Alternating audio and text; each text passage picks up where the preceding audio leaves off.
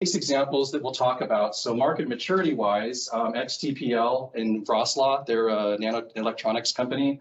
They went in when the market was immature, it was early. Hugo in natural language and Adyen IoT, they hit the market right on time. Hippo, Gravity, Algolytics, they all went late. And each of those has challenges, strengths, and weaknesses. I mean, the bottom line is that when you go on time, things click. Adyen was able to become the first app on Cisco's router for their industrial solutions about 8 years ago. So the timing was there. They just happened to be there and selling into the market at the time that Cisco was opening up its boxes and allowing external applications to be put on their box. And so they got pretty lucky. It was serendipitous. Hugo happened to have some great clients in Europe. So they had spent about a year in the US trying to become the next generation of Bing. So remember Bing with Microsoft's answer to Google search and so forth. And they wanted to be an NLP bolt-on for Bing. And they spent a year trying to do it. And then they realized, oh my gosh, we've got 3 airline clients, KLM, Air France, and Lufthansa. We have 3 telco clients, Movistar, Deutsche Telekom, et cetera. Why don't we rejigger our website, focus it more on industry, and then hammer on those American players in these same industries. And within 5 months of starting that decision, we had $500,000 in revenue, ARR, repeatable from Bank of America and United Airlines.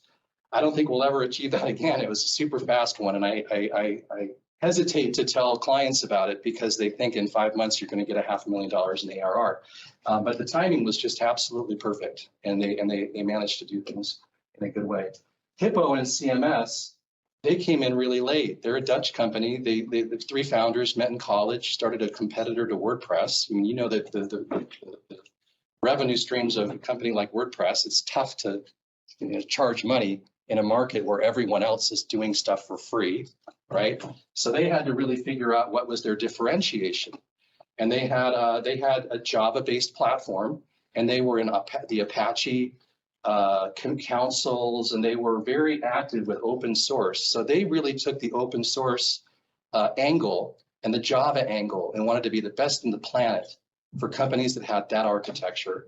And they also sold remotely. They sold via, we got Disney as a client, and we didn't even know until they told us they wanted the contract, because 10 months earlier, they'd gone online, they downloaded the tools, they'd implemented the setup internally, they tested against 30 other applications they looked at, and they picked us. They gave us a call one day and they said, hey, we want $500,000, we want a contract, and it was a $500,000 contract. And they had no feet on the street in the US at all. They got it completely remotely. But they did that because they were differentiated. If they hadn't been differentiated, they would have been dead. Gravity in Budapest, a Hungarian company, they won the Netflix prize, first one in 2009, out of 30,000 entrants or something. They were all students, and there was a professor, the guy that became the CEO.